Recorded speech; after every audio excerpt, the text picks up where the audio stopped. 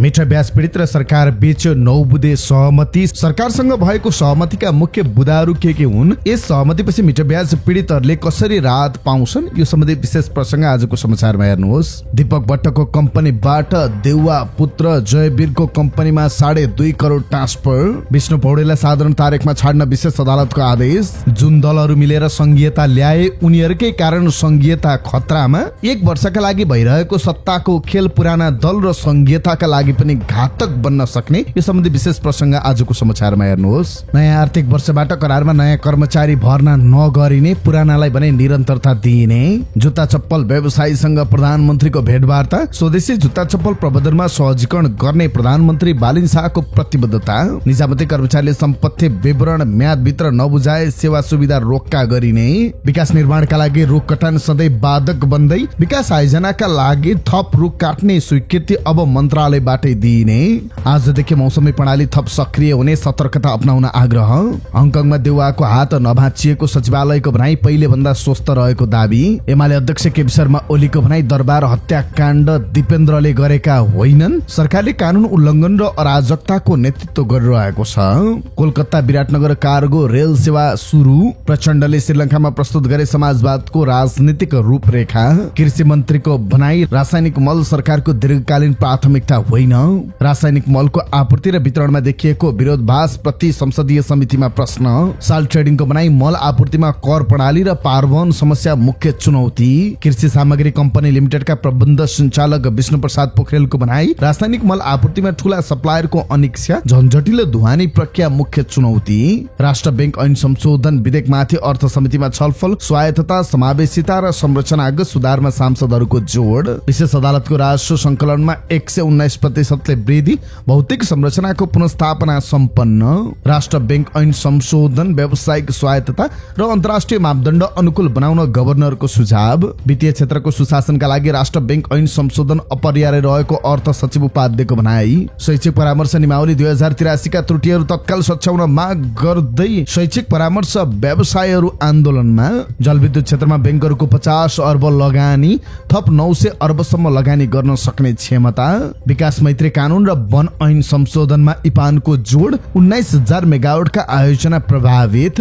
काकडभित्ता लौकै सडक विस्तारमा विद्युतीय पोल बाधक। 29 महिनादेखि हटेन अवरोध। नाबालक छोरा सहित आमालाई बेच्ने दम्पतिलाई जनै 30 वर्ष र किन्नेलाई 27 वर्ष जेल सजाय। रौतहट जिल्ला अदालतबाट हतकडी सहित चोरी मुद्दाका थुनुवा फरार। गैराविषय नेपालले बैंक खाता खोल्न राष्ट्रिय परिचय पत्र अनिवार्य नहुने। शेयर बजारमा उच्च सुधार। बोर्डको मार्गचित्र र अर्थमन्त्रीको विज्ञप्तिले उचाल्यो सूचक।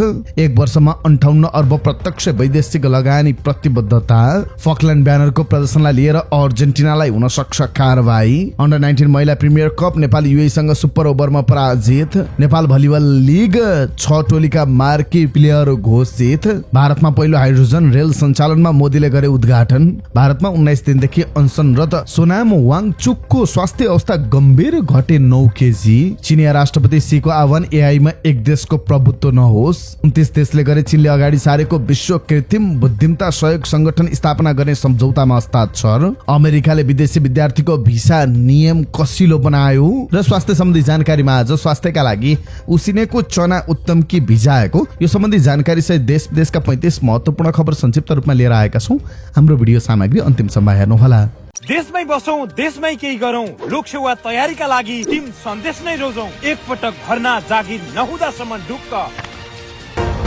शुभ प्रभात। इन्साइड नेपाल न्यूजमा यहाँहरू सम्पूर्णलाई हार्दिक स्वागत छ। म सुजन पौडेल। आज मिति 2083 साल साउन महिनाको 2 गते शनिबार, इस्वीसम्म 2026 जुलाई 18 तारिक। आज असार शुक्ल पञ्चमी तिथि। दर्शकवृन्द, सदाका दिन जस्तै आज पनि हामी देश दुनियाँको ताजा अनि महत्त्वपूर्ण खबर अपडेट सहित तपाईमा आज उपस्थित भएका छौं। तपाईले हाम्रो न्यूज बुलेटिन कहाँबाट हेर्दै हुनुहुन्छ कृपया आफ्नो गाउँठाउँको नाम तलको कमेन्ट बक्समा लेखिदिनु होला। प्रस्तुत गरेको समाचार सामग्री मन परेको छ भने कृपया हाम्रो भिडियो सामग्रीमा एउटा लाइक अवश्य गरिदिनु होला। आउनुहोस् आजको समाचार सुरुवात गरौं। मिठा ब्याज पीडित र सरकार बीच भएको 9 बुँदे सहमति सम्बन्धी प्रसंगबाट।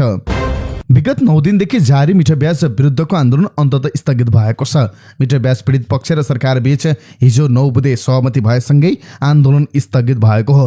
सहमति अनुसार सरकारले मिठो ब्याजलाई आर्थिक अपराध मान्दै यो कुप्रथाको पूर्ण उन्मूलन भएको घोषणा गर्न आगामी मन्त्री परिषदमा प्रस्ताव लैजानेछ, जसबाट सम्पूर्ण फर्जी तमसुक, दृष्टिबन्धक, छिनुवा पास र बाध्यकारी चेकहरू स्वत अवैध र खारेज हुनेछन्। सहमति अनुसार गृह मन्त्रालयले 3 महिनाभित्र विशेष विधेयकको मस्यौदा तयार गरी मिठो ब्याज नियन्त्रण सम्बन्धी ऐन निर्माण गर्नेछ, जसमा मुद्दा हेर्ने छुट्टै न्यायाधिकरण, पीडितको सम्पत्ति फिर्ता र उचित क्षतिपूर्तिको ग्यारेन्टी गरिनेछ।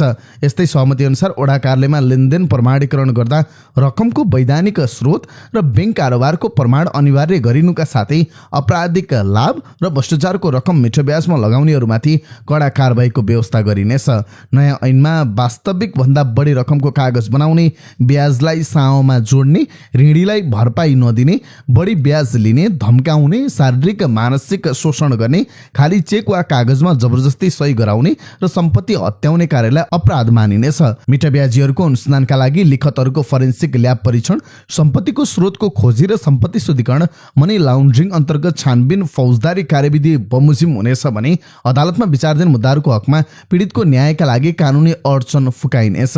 यस्तै पीडितका गुनासो सम्बोधनका लागि केन्द्रमा प्रधानमन्त्री तथा मन्त्री परिषदको कार्यालयका सचिवको संयोजकत्वमा उच्चस्तरीय समन्वयन समिति र छुट्टै डेस्क स्थापना गरिनेछ। जिल्ला स्तरमा सहायक प्रमुख जिल्ला अधिकारीको संयोजकत्वमा पीडितका 3 प्रतिनिधि सहित सहजीकरण समिति गठन गरी 6 महिनाभित्र सबै उजुरी फर्चोट गरिनेछ, जसको अनुगमन प्रमुख जिल्ला अधिकारी नेतृत्वको समितिले गर्नेछ। यता मिठो ब्याज पीडित पक्षले सरकारसँग भएको 9 बुधे सहमति पूर्ण कानुनी हुने विश्वास व्यक्त गरेको छ। मिठो ब्याज पीडितका तर्फबाट वार्तामा सहभागी अवधेश कुशवाहाले सञ्चारकर्मीसँग कुराकानी गर्दै 9 बुधे सहमति पूर्ण कानुनी हुन्छ भन्ने विश्वास रहेको बताउनु भयो। उहाँले सहमति अनुसार जिल्ला स्तरमा अनुगमन समिति बनाउने लगायत बुदा रहेको जनाउँदै अब कानुनको मस्यौदा तयार गरिने र क्याबिनेट बसेर घोषणा गरिने बताउनु भएको छ। सम्पत्ति शुद्धिकरण सम्बन्धी अनुसन्धान मुद्दामा पूर्वपक्षका लागि थुनामा रहेका व्यवसायी दीपक भट्टको कम्पनीबाट नेपाली कांग्रेसका पूर्व सभापति शेरबहादुर देउवा पुत्र जयवीर देउवाको लगानी रहेको कम्पनीमा झण्डै 2.5 करोड रकम गएको पाइएको छ। सम्पत्ति शुद्धिकरण अनुसन्धान विभागले बिहिबार विष्णु पौडेल सहित 14 जना व्यक्ति तथा कम्पनी विरुद्ध विशेष अदालतमा दायर गरेको अभियोग पत्रमा यस्तो उल्लेख गरिएको हो। यस विषयमा थप छानबिन भइरहेको विभागको अभियोग पत्रमा उल्लेख छ। अभियोग पत्रमा जयवीरको लगानी रहेको स्कालर इन्टरनेसनल र डिजी हट नामक 2 कम्पनीमा 2 करोड 60 लाख रुपियाँ भुक्तान गरिएको पाइएको भनिएको छ। प्रतिवादी दीपक भट्टले कसुरबाट प्राप्त रकम भुक्तानी गरेको हुन सक्ने देखिँदा त्यसतर्फको अनुसन्धानलाई निरन्तरता दिई कानुन बमोजिम गरिनेछ अभियोग पत्रमा भनिएको छ। विभागले असार 22 मा पूर्व प्रधानमन्त्री देउवाका पुत्र जयवीरलाई 7 दिनभित्र हाजिर हुन सूचना जारी गरेको थियो। सम्पत्ति शुद्धिकरण कसुरको जाँचबुझ तथा अनुसन्धानको सिलसिलामा केही कुरा बुझ्नुपर्ने भन्दै विभागले बुढा नीलकण्ठ स्थित उनको घरमा सूचना टाँस गरेको थियो। असार 23 मा म्यादभित्र नआए कानुन बमोजिम हुने भन्दै गोरखापत्रमा पनि सूचना प्रकाशित गरिएको थियो, तर अहिलेसम्म जयवीर विभागमा हाजिर भएका छैनन्। विशेष अदालतले पूर्व अर्थमन्त्री विष्णु पौडेललाई साधारण तारिखमा छाड्न आदेश दिएको छ। सदस्यहरू नारायण प्रसाद पौडेल, डिली रत्न श्रेष्ठ र विदुर कोइरालाको इजलासले 3वटा आधार देखाउँदै पौडेललाई थुनामा राखेर वा धरौटी मागेर मुद्दा अगाडि बढाउन आवश्यक नरहेको निर्क्योल निकालेको हो। अदालतले विष्णु पौडेलको संलग्नता तत्काल प्राप्त प्रमाणबाट नखुलेको आरोपमाथि उनले इन्कारी बयान दिएको र दीपक भट्टसँग उनले वित्तीय कारोबार गरेको अनि सम्पत्ति वा लाभ प्राप्त गरेको नदेखिएको भन्दै विशेष अदालतले उनलाई सामान्य तारिखमा छाड्न आदेश दिएको हो। पौडेललाई सम्पत्ति शुद्धिकरण अनुसन्धान विभागले गत 8 असारमा सुर्खेतबाट नियन्त्रणमा लिएको थियो। राष्ट्रिय स्वतन्त्र पार्टीको प्रथम महाधिवेशनमा प्रदेशसभा खारेज गर्ने प्रस्ताव 2 अलग अलग प्रतिवेदन मार्फत पेश हुँदा पुराना राजनीतिक दलहरूले संघीयता मास्ने षड्यन्त्रको रूपमा व्याख्या गरे।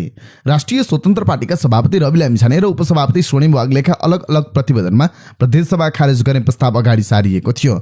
महाधिवेशनको बन्द सत्रबाट यी प्रस्ताव पारित समेत भए। संघीय सरकारको नेतृत्व गरेको, त्यसमा पनि करिब 2/3 बहुमतका साथ सत्तामा पुगेको दलले अगाडि सारेको प्रस्तावलाई सामान्य रूपमा लिन सकिँदैन। स्वाभाविक रूपमा उक्त प्रस्तावले राजनीतिक वृत्त तरङ्गित मात्र भएन, पुराना दलले आपत्ति पनि जनाए। राष्ट्रिय स्वतन्त्र पार्टीलाई संघीयता विरोधी दलका रूपमा चित्रण गर्न अहिले पनि पुराना दलहरू नेपाली कांग्रेस, नेकपा एमाले र नेपाली कम्युनिस्ट पार्टीले प्रदेशसभा खारेज गर्ने उसको प्रस्तावलाई उदाहरणका रूपमा पहिलो नम्बरमा औल्याउने गरेका छन्। यसबारे अहिले बहस जरुरी भएको छ। यही परिस्थितिका बीच तिनै पुराना दलहरू विभिन्न प्रदेशमा सरकार परिवर्तनको खेलमा सक्रिय भइरहेका छन्। सुदूरपश्चिम प्रदेशमा सत्ता साझेदार दल नेकपा एमाले सरकारप्रतिको समर्थन फिर्ता लिइसकेको छ भने कर्णालीमा विपक्षी दल र सत्ता साझेदार दलले मुख्यमन्त्री विरुद्ध अविश्वास प्रस्ताव ल्याएका छन्। यसको प्रभाव अन्य प्रदेशमा पनि बढ्दै गएको छ। सातवटै प्रदेशसभाको कार्यकाल झण्डै 4 वर्ष पुरा हुने चरणमा छ। यो अवस्थामा प्रदेश सरकार हेरफेरका लागि दलहरू उद्धत हुनु सत्ता स्वार्थ बाहेक अरू कुनै दृष्टिले उचित मान्न सकिँदैन। प्रदेश सरकारको नेतृत्व गरेका तथा सत्ता साझेदार भूमिका निर्वाह गरेका पुराना दलहरूकै कतिपय नेताहरूले अहिले प्रदेश सरकार फेरबदलको औचित्य नरहेको बताइरहेका छन्। नेकपा एमालेका सचिव योगेश भट्टराईले सामाजिक सञ्जालमा लेख्नु भएको छ, कार्यकालको अन्तिमतिर रहेका प्रदेश सरकारको फेरबदल उचित होइन। किन, कसले र केका लागि यो गरिरहेको छ, यसको खोजी नीति हुनुपर्दछ। यसले अस्थिरता र सत्ता लोलुपतालाई नै प्रकट गरेको छ। अहिले सातवटै प्रदेशमा सरकार परिवर्तनका प्रयासहरू भइरहेका छन्। एमाले सचिव भट्टराईले प्रदेश सरकार किन, कसले र केका लागि फेरबदल गर्न खोज्दैछ भनेर सामाजिक सञ्जाल मार्फत प्रश्न उठाए पनि प्रदेशका नेताहरू पार्टी केन्द्रको निर्देशन बिना कुनै पनि प्रदेशले सरकार बनाउने वा ढाल्ने भूमिका निर्वाह गर्न नसक्ने प्रश्न पार्दै आएका छन्। अझ उनीहरूले त यति बेला सरकार फेरबदलको औचित्य नरहेको समेत बताइरहेका छन्। नेपाली कांग्रेसका मध्य प्रदेश सभा सदस्य जङ्गीलाल रायले प्रदेशको संरचना जति बलियो भए पनि केन्द्रले गरेको निर्णय मान्नुको विकल्प नरहेको प्रश्न पार्नुभयो। उहाँले भन्नुभयो, केन्द्रको गाइडलाइन अनुसार नै प्रदेश सभामा दलहरूले काम गर्ने हो, उतैबाट सत्ता समीकरण परिवर्तन हुन्छ अनि हामीले के गर्ने। नेकपाका मध्य प्रदेश सभा सदस्य जवाहरलाल कुशवाहाले पनि प्रदेश सरकार परिवर्तन हुनुमा राष्ट्रिय राजनीतिको प्रभाव नै मुख्य कारक रहने बताउनु भयो। यसरी बारम्बार सत्ता परिवर्तन हुनु सुशासनको पाटोमा अझै पछि पर्नु हो। यसले आउने दिनहरूमा अझै समस्या निम्त्याउन सक्छ। जनताले स्थायी सरकार चाहेको जिकिर गर्दै उहाँले दलहरूले जनताको चाहनालाई बुझ्नुपर्ने प्रश्न पार्नुभयो। नेकपा एमाले गण्डकी प्रदेशकै प्रमुख सचेतक देवाका पहाडले राजनीतिक दलहरूले बारम्बार सत्ता परिवर्तन भइरहँदा जनतामा कस्तो सन्देश गइरहेको छ भन्ने कुरा बुझ्नुपर्ने बताउनु भयो। सरकार बन्ने र ढल्ने खेलले देशलाई फाइदा गर्दैन। विगतका अनुभवहरूबाट सिकेर दलहरूले परिपक्वता देखाउन आवश्यक छ। अझै प्रदेशको हकमा त सत्ता फेरबदलले जनतामा चरम निराशा बढ्छ, किनकि संघीयताप्रति केही मानिसहरूको धारणा निकै नकारात्मक बन्दै गइरहेको छ। 2079मा प्रदेशसभाको निर्वाचन भए यता सबै प्रदेशमा पटक पटक सरकार परिवर्तन भएका छन्। प्रदेशसभाको पहिलो कार्यकालमा मधेस र सुदूरपश्चिम प्रदेश बाहेक अन्य 5 प्रदेशमा सरकार पटक पटक फेरबदल भएका थिए। यद्यपि प्रदेशसभाको दोस्रो कार्यकालमा कुनै पनि प्रदेश सरकार स्थिर रहन सकेन। सबैजसो प्रदेशमा 3 वा सोभन्दा बढी पटक सरकार फेरिएको अवस्था छ। केन्द्रमा गठबन्धन फेरिन साथ प्रदेशमा सोही अनुसार सरकार परिवर्तन गर्ने परम्परा झाँगिँदै गएको छ। गत फागुनमा सम्पन्न प्रतिनिधि सभा निर्वाचनबाट पुराना नेपाली कांग्रेस, नेकपा एमाले, नेपाली कम्युनिस्ट पार्टी, साबिकको माओवादी केन्द्र र एकीकृत समाजवादी मधेसवादी दल नराम्ररी पराजित भए। राष्ट्रिय स्वतन्त्र पार्टीले झण्डै 2/3 बहुमतका साथ केन्द्रमा एकलौटी सरकार गठन गरेपछि पुराना दलहरू संघीय सत्ताको समीकरणबाट बाहिरिएका छन्। यद्यपि प्रदेशहरूमा सत्ताको खेलमा भने उनीहरू नै प्रमुख खेलाडी छन्। त्यसैले कतै आलो पालोको नेतृत्वको बाहनामा, कतै सरकार गठबन्धनको भावना विपरीत अगाडि बढेको बाहनामा दलहरूले सरकार परिवर्तनको प्रक्रिया थालेका छन्। आगामी वर्ष प्रदेशसभाको निर्वाचन गर्नुपर्ने संवैधानिक बाध्यता छ। संघमा झण्डै 2/3 बहुमत पाएको राष्ट्रिय स्वतन्त्र पार्टी अघिल्लो प्रदेशसभा निर्वाचनमा सहभागी भएन, तर आगामी निर्वाचनमा उसले सहभागिता जनाउने निश्चित जस्तै छ। राष्ट्रिय सभामा शून्य उपस्थिति रहेको यो पार्टीले प्रदेशसभामा पनि प्रतिनिधि सभा निर्वाचनकै शैलीमा चमत्कारी परिणाम ल्याउने गरी एजेन्डा अगाडि सार्न थालेको छ। सोही क्रममा उसले प्रदेशसभा खारेजीको एजेन्डालाई अगाडि सारेको छ। बारम्बार भइरहने सत्ता परिवर्तनबाट वाक्क भएका जनताको मन बटुल्न राष्ट्रिय स्वतन्त्र पार्टीले यो एजेन्डा अगाडि सारेको प्रश्न छ। यसका बावजुद पुराना दल 1 वर्षका लागि भए पनि सरकार परिवर्तनका लागि कम्मर कस्दै राष्ट्रिय स्वतन्त्र पार्टीकै एजेन्डालाई बल पुर्याउने भूमिकामा सक्रिय भइरहेका छन्। नेकपा एमाले सुदूरपश्चिम प्रदेशसभाका प्रमुख सचेतक चक्र मल्ल संघीय लोकतान्त्रिक गणतन्त्र धेरै ठूलो त्याग, सङ्घर्ष र बलिदानबाट आएको बताउनुहुन्छ। राष्ट्रिय स्वतन्त्र पार्टीको प्रदेशसभा खारेजी सम्बन्धी एजेन्डाबारे सोधिएको प्रश्नमा उहाँले भन्नुभयो, यसको मर्म र आवश्यकता ती दलहरूले बुझेका छैनन् जसले यसको सङ्घर्षमा सहभागिता जनाएका थिए। प्रदेश सरकार जनताको घर दैलोको सरकार हो। राष्ट्रिय स्वतन्त्र पार्टीका साथीहरूले हावाको भरमा बोलेको हुन सक्छ उहाँको भनाइ छ। यदि राजनैतिक दलहरू यसमा गम्भीर भएनन् भने भविष्यमा देश थप सङ्कटमा पर्न सक्ने देखिन्छ। सरकारले करारमा नयाँ कर्मचारी भर्नामा रोक लगाएको छ। कुनै निकायलाई रिक्त भएको दरबन्दीमा करारमा काम लगाउनु पर्ने भएमा करारमा कार्यरत पुरानै कर्मचारीलाई काममा लगाउनु पर्ने भएको हो। हाल करारमा कार्यरत कर्मचारीलाई पुलमा राखेर आवश्यकता अनुसार काममा खटाइने भएको छ। करारमा कार्यरत कर्मचारीलाई अर्को व्यवस्था नभएसम्मका लागि सम्बन्धित निकायमै करार सम्झौता गरी पुलमा राख्ने निर्णय गरिएको छ। पुलमा राखिएका कर्मचारीको एकीकृत विवरण भूमि व्यवस्था, सहकारी, सङ्घीय मामिला तथा सामान्य प्रशासन मन्त्रालयले अद्यावधिक राख्नेछ। बिहिबार बसेको मन्त्रिपरिषद बैठकले करारमा कार्यरत कर्मचारी व्यवस्थापन सम्बन्धी प्रस्तावलाई स्वीकृत गरेको छ। सामान्य प्रशासन मन्त्रालयले तयार पारेको उक्त प्रस्तावमा करार कर्मचारीको करार सम्झौता गरिने उल्लेख छ। तर कुनै सरकारी सेवाबाट अवकाश प्राप्त गरी उपदान गरेका वा निवृत्ति भरण पाइरहेका करारमा कार्यरत कर्मचारीले भने साउन 1 गतेबाट सेवा निरन्तरता नदिई बिदाई गरिनेछ। सरकारी सेवाबाट अवकाश पाइसकेर पुनः करारमा भर्ना भएका कर्मचारी बिदाईमा परेका छन्। करार सम्झौता नवीकरण गरेर पुनः दरबन्दीमा राखिएका करार कर्मचारीलाई संगठन तथा व्यवस्थापन सर्वेक्षण स्वीकृत भएपछि सम्बन्धित निकायले आवश्यकता अनुसार काममा लगाउने भनिएको छ। करार कर्मचारी व्यवस्थापनका लागि 7 बुँदाको प्रस्तावलाई मन्त्रिपरिषदले स्वीकृत गरेको छ। त्यसको बुँदा नम्बर 4 मा भनिएको छ, नयाँ स्थापना भएका निकायमा सिर्जना हुने दरबन्दीमा वा कुनै निकायमा रिक्त भएको दरबन्दीमा करारमा काम लगाउनु पर्ने भएमा नयाँ व्यक्तिलाई करारमा नलिई विभिन्न निकायमा पुलमा रहेका करारका कर्मचारीलाई भूमि व्यवस्था, सहकारी, सङ्घीय मामिला तथा सामान्य प्रशासन मन्त्रालय मार्फत माग गरी करार सम्झौता गरी काममा लगाउने। मन्त्रिपरिषदको निर्णय अनुसार करारमा कार्यरत कर्मचारीको व्यवस्थापन र करार सेवा अन्त्य गर्दा उपलब्ध गराइने सेवा सुविधाका सम्बन्धमा मन्त्रालयले अध्ययन गरी विकल्प सिफारिस गर्नुपर्नेछ। करारका कर्मचारीका सम्बन्धमा आवश्यक व्यवस्था गर्न आगामी दिनमा करारमा कर्मचारीलाई काममा लगाउँदा गरिने करार सम्झौतामा समेट्नुपर्ने न्यूनतम सेवा सुविधाका शर्तका सम्बन्धमा मन्त्रालयले अध्ययन गर्नेछ। यस्तै हाल करारमा कार्यरत कर्मचारीलाई स्वीकृत दरबन्दी बमोजिम करारमा काममा लगाउन नसकी सम्झौता अन्त्य गर्नुपर्दा उपलब्ध गराइने सेवा सुविधाका सम्बन्धमा मन्त्रालयले 1 महिनाभित्र अध्ययन गरी उपयुक्त विकल्प सिफारिस गर्नुपर्नेछ। प्रधानमन्त्री बालेन्द्र शाहले स्वदेशी जुत्ता चप्पल उद्योग प्रवर्धन, आयात प्रतिस्थापन, रोजगारी सृजना तथा निर्यात प्रवर्धनका लागि सरकारले आवश्यक नीतिगत तथा संस्थागत सहजीकरण गर्ने प्रतिबद्धता व्यक्त गर्नुभएको छ। प्रधानमन्त्री शाहले प्रधानमन्त्री तथा मन्त्रिपरिषदको कार्यालयमा फुटवेयर म्यानुफ्याक्चरर्स एसोसिएसन अफ नेपालका पदाधिकारी र सदस्यसँग छलफल गर्नुभएको थियो। उहाँले तिनै तहको सरकारको समन्वयमा जुत्ता निर्माण सम्बन्धी सिपमूलक तालिम सञ्चालन गरिने, नेपाली जुत्ता चप्पलको ब्रान्डिङ, मार्केटिङ तथा बजार प्रवर्धन गर्न निजी क्षेत्रलाई प्रोत्साहन गर्ने बताउनुभयो। उद्योगको उत्पादन क्षमता अनुसार कच्चा पदार्थ आयात सीमामा ट्र्याकिङ तथा अभिलेख व्यवस्थापन प्रभावकारी बनाइने र स्वदेशी उत्पादन प्रयोग, प्रवर्धन तथा बजार विस्तारमा प्रधानमन्त्री शाहले विशेष जोड दिने बताउनु भएको छ। छलफलमा सङ्घ पदाधिकारी तथा सदस्यले भारतका विभिन्न नाकाबाट हुने अवैध चोरी पैठारी नियन्त्रण गर्न, कर र भ्याटको दायरा बाहिर रहेका अन्तर्राष्ट्रिय तथा राष्ट्रिय ब्रान्डलाई कानुनी दायरामा ल्याउन, गुणस्तरहीन तथा सस्तो जुत्ता चप्पल आयात नियन्त्रण गर्न तथा आयाती जुत्ता चप्पलमा अनिवार्य गुणस्तर परीक्षण लागू गर्न सरकारको ध्यान आकर्षण गराउनु भएको छ। साथै उनीहरूले सरकारबाट आवश्यक नीतिगत सहयोग, बजार संरक्षण र उद्योग मैत्री व्यवस्था भए स्वदेशी जुत्ता चप्पल उद्योग पूर्ण क्षमतामा सञ्चालन हुन सक्ने बताउनु भएको छ। छलफलमा सङ्घ अध्यक्ष सूरज बन्जाडे, निवर्तमान अध्यक्ष रुद्र नेउपाने, महासचिव निर्मल बट्साई, सल्लाहकारहरू कालिदास गौतम, सदस्य तथा प्रतिनिधि सभा सदस्य विदेशी राणा लगायत सहभागी रहनु भएको थियो। सार्वजनिक पद धारण गरेका पदाधिकारी तथा राष्ट्र सेवा कर्मचारीका लागि आर्थिक वर्ष 2082-83 को सम्पत्ति विवरण बुझाउने कार्य सुरु भएको छ। भ्रष्टाचार निवारण ऐन 2059 को दफा 51 को व्यवस्था अनुसार सार्वजनिक पद धारण गरेको व्यक्तिले आर्थिक वर्ष समाप्त भएको 60 दिनभित्र तोकिएको निकायमा सम्पत्ति विवरण बुझाउनु पर्ने कानुनी प्रावधान छ।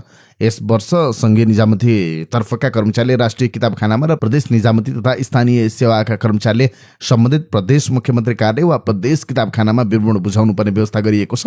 राष्ट्रिय किताबखानाले यस प्रक्रियालाई व्यवस्थित र प्रभावकारी बनाउन सार्वजनिक सूचना जारी गर्नुका साथै 7वटै प्रदेशका सम्बद्ध कर्मचारीलाई जुम बैठक मार्फत अभिमुखीकरण समेत गराइसकेको छ। सम्पत्ति विवरण तोकिएको 60 दिन म्यादभित्र नबुझाउने कर्मचारीलाई 10,000 रुपियाँ जरिवाना हुने कानुनी व्यवस्था छ। यसका अतिरिक्त सेवाबाट अलग हुँदा पाउने निवृत्ति भरण, उपदान, सञ्चित बिदा बापतको रकम र औषधि उपचार सुविधा लगायतका सबै प्रकारका सुविधाहरू रोक्का गरिनेछ। कडा कानुनी प्रावधानका कारण यस वर्ष सम्पत्ति विवरण नबुझाउनेहरूको संख्यामा उल्लेखनीय कमी आउने राष्ट्रिय किताबखानाका महानिर्देशक श्रवण कुमार पोखरेलले बताउनु भएको छ। गत वर्ष 3196 जना कर्मचारीले म्यादभित्र सम्पत्ति विवरण बुझाएका थिएनन्। सेवा सुविधा रोक्का भएपछि विगत 6 महिनाभित्र मात्रै 250 बढी कर्मचारीले जरिवाना बापत 37,55,000 रुपियाँ दाखिला गरी रोक्का फुकुवा गराएको किताबखानाले जनाएको छ। राष्ट्रिय किताबखानाको तथ्याङ्क अनुसार यस वर्ष संघीय सेवातर्फ 71,508 जना र 7वटै प्रदेश तथा स्थानीय सेवातर्फ 19,626 गरी कुल 91,134 जना कर्मचारीले सम्पत्ति विवरण बुझाउनु पर्ने अनुमान गरिएको छ।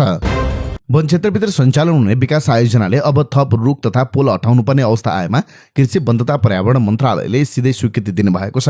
यसअघि सो मन्त्रालयले मन्त्रीपरिषद बैठकमा यस्तो प्रस्ताव लगेर मन्त्रीपरिषद बैठकबाट निर्णय गर्ने व्यवस्था थियो। बिहिबार बसेको मन्त्रीपरिषद बैठकले यस्तो कार्यका लागि कृषि वन तथा पर्यावरण मन्त्रालयलाई नै अधिकार प्रत्यायोजन गर्ने निर्णय गरेको छ। तर नयाँ व्यवस्था अनुसार संरक्षित क्षेत्रभित्रको राष्ट्रिय वन क्षेत्र प्रयोग गर्न र त्यहाँ रहेका रुख वा पोल हटाउन पहिलो पटकका लागि भने नेपाल सरकार मन्त्रीपरिषदबाट स्वीकृति लिनुपर्नेछ। मन्त्रीपरिषदबाट एकपटक स्वीकृति प्राप्त गरिसकेको आयोजनाको हकमा निर्माणका क्रममा थप रुख वा पोल हटाउनु पर्ने आवश्यकता देखिएमा त्यसको स्वीकृति कृषि वन तथा पर्यावरण मन्त्रालयबाट सिधै दिइनेछ। यसअघि रुख काट्नु पर्दा पनि फेरि मन्त्रीपरिषदबाट निर्णय गराउनु पर्ने बाध्यताले विकास आयोजनाहरूमा अनावश्यक ढिलाइ र प्रशासनिक झन्झट हुँदै आएको थियो। मन्त्रालयले नै सिधै स्वीकृति दिने नयाँ व्यवस्थासँगै अब पूर्वाधार निर्माणका कामले तीव्र गति लिने र कानुनी प्रक्रिया अझ प्रभावकारी तथा छरितो बन्ने अपेक्षा गरिएको छ। नेपाली कांग्रेसका पूर्व सभापति शेरबहादुर देउवाको लडेर हात भाँचिएको भन्ने हल्ला आधारहीन र भ्रामक रहेको सचिवालयले जनाएको छ।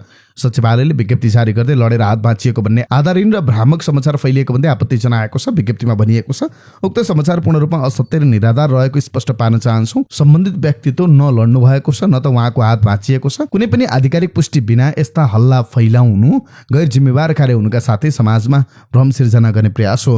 सञ्चार माध्यम, सामाजिक सञ्जाल प्रयोगकर्ता तथा सर्वसाधारणमा कुनै पनि सूचना वा समाचार साझा गर्नु अघि त्यसको सत्यता आधिकारिक स्रोतबाट पुष्टि गर्न अनुरोध गरेको छ। विज्ञप्तिमा भनिएको छ, तथ्यमा आधारित जिम्मेवार र विश्वसनीय सूचना प्रवाह गरौँ, अफवाह र भ्रम फैलाउने कार्यबाट टाढा रहौँ।